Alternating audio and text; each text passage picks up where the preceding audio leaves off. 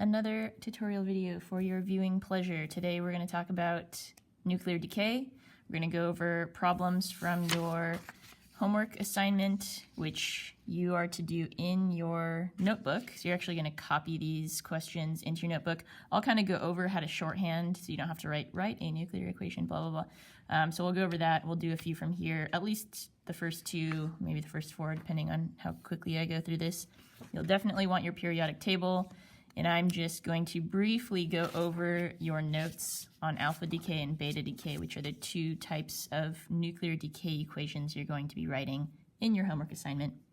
So these are pretty fun and pretty easy. Most students really enjoy writing these equations. There's just a few things you need to be careful of, so I'll try to point out some common mistakes just to be careful of. So the first thing, and probably the main source of a mistake here, is to keep in mind that nuclear decay equations mean that you have some unstable atom, isotope, and it's so unstable, which means that this thing is just going to fall apart. Okay, so when you're writing these equations, it's just like in math, where instead of an equal sign, we're using an arrow. But what it's going to look like is that you're just going to have one thing on the left of the arrow. The reason you get this equation is that it's unstable and it just breaks apart. So you're going to have one thing on the left of the arrow and then two things on the right side. One of those things is going to be either an alpha particle, which is the first one we'll talk about, or a beta particle. Okay, so for this example for alpha decay, we have radium-226. It breaks apart into radon-222 and an alpha particle. And it tells us that it's alpha decay. So in your homework, you're always going to know whether it's alpha decay or beta decay. You don't have to figure that out. Further on in chemistry, you would have to figure that out. But for now, it will tell you. And just here's another source of error, and I'm just going to point this out to you now. If it's alpha decay, you will always produce an alpha particle. So you just have to remember the alpha particle will always have a mass number of 4 and an atomic number of 2. Okay? So it's actually the same as a helium nucleus, but so sometimes you'll see it written as He. That's totally fine. We'll be doing the alpha particle in class, and that's what it'll show on your answer key. Okay, so when it's alpha decay, it always results in an alpha particle plus whatever leftover nucleus you have. And if you look here, you want to remember that the way that this works is that if you add the mass numbers together, 222 and 4, it's really small here, we'll write it bigger in your homework, but 222 plus 4 equals 226. And so that should always equal this. Just like in math, both sides of the equal sign, or in this case the arrow, are the same. So 226 on this side, 226 on this side by adding those together. Same thing goes for the bottom numbers, the atomic numbers. We have 86 plus 2 equals 88. Okay, and that's always going to work. So that's alpha decay. Beta decay, same thing, except this time we produce a beta particle. And the thing to remember is that a beta particle always has a mass number of 0 and an atomic number of -1. So the -1 gets a little tricky because just like in math, it's plus a -1. So it's almost like you're subtracting. So if we look at this example, top numbers first, 131 plus 0, that's easy. It equals 131 on this side. The bottom number is a little bit harder because we have that -1. 54 plus -1, in other words, 54 minus 1, equals 53. So that's how that works. So let's try it out in your homework. Remember, you're copying this homework into your notebook, but we're just going to do it here. So when you're writing it in your notebook, what you can do is instead of write a nuclear equation, blah, blah, blah, for alpha decay of Pa91, you can just put the symbol like alpha decay and write it like that. That's totally fine, as long as you just have what the question is asking you. Okay, so hopefully that makes sense.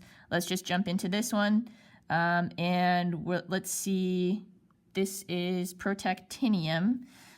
So we are going to start with this. It's the decay of this. This is going to decay. So we're going to start with Pa91. Arrow. It breaks down, right? And what does it break down into? Well, We know it's alpha decay. So we know that one of the things is going to be the alpha particle.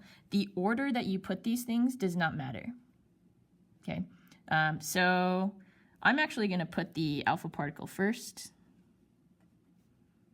because I know that that's one of the products. The other product I have to figure out, and I can just use a little bit of math to do that. So I know that these two numbers have to add up to 231. So 4 plus something is 231. Okay, little mental math, it's going to be 227. So 4 plus 227 equals 231. That looks good. And then 2 plus something else equals 91. It's going to be 89, right? 2 plus 89 equals 91. So now another source of error, probably the last one I'm going to say. Be very careful. When you figure out what this element is, it is not protactinium anymore. It has changed. This is what happens in a nuclear decay. Okay, this turns into something else. Protactinium has an atomic number of 91. Your new atom has an atomic number of 89. So now you look on your periodic table and you find atomic number 89, and it's actinium with the symbol of AC. So here, it's not Pa anymore, it's AC. Right? So that is an alpha decay equation. Moving on to number 2. This time we have beta decay. So again, you can just write beta decay, and this is for francium. Good enough. All right, so again, we're going to start with francium. It is going to break down, and I know that one of the things it's going to form is a beta particle. And remember from our notes, beta particle is always 0, -1. Okay, so these numbers, you never have to think about them. They're always going to be the same. All right, and now this is the one you have to think about. So the top numbers need to equal 223. So 0 plus something equals 223. That's easy. Bottom one, be careful. -1 plus something equals 87. Okay, so we need 88. -1 plus 88 gives us 87, right? And so now that we have that 88, we have to figure out what that new element is. So we go to our periodic table, we find element number 88. It is radium with the symbol Ra. New element produced. Okay. We can quickly go through the next two. Shouldn't take too long. We have alpha decay.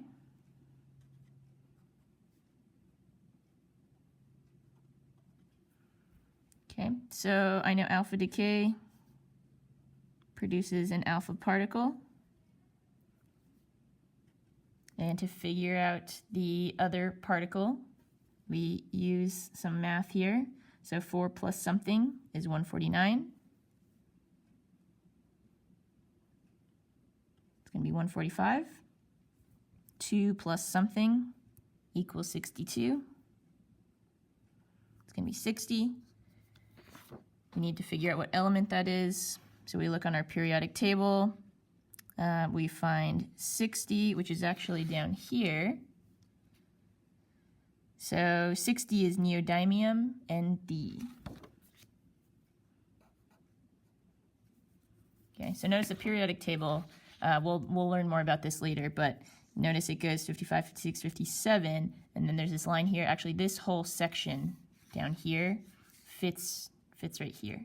So that's why it goes from 57 and then to go to the next numbers you get in here. All right, and the last one we'll do, number 4, beta decay. Remember, you're doing all of these in your notebook.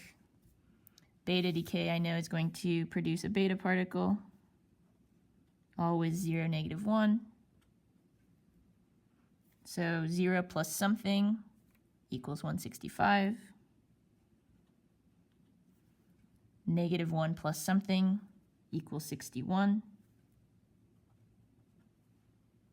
gives us 62 atomic number. So we find that. Again, it's down here, and it is samarium, Sm. All right, so there's the first 4. You only have to do 10, so you don't have that many left to do. Hopefully that clears some things up for you, gives you a nice head start. Good luck finishing your homework.